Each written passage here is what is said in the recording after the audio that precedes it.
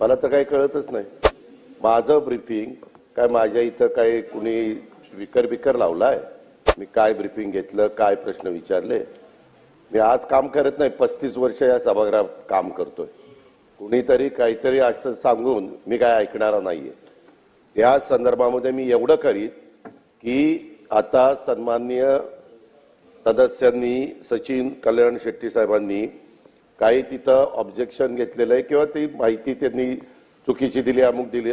मी राज्य स्तरावर इथं एक्साईजच्या कमिशनरला ही सगळी चौकशी करायला सांगी की यामध्ये काय खालचे कुठे अधिकारी चुकलेत का?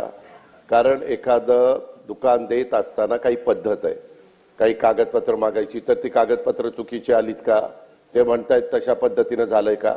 आणि झालं असेल तर जो कोणी अधिकारी दोषी असेल त्याच्यावर कारवाई त्या ठिकाणी केली जाईल।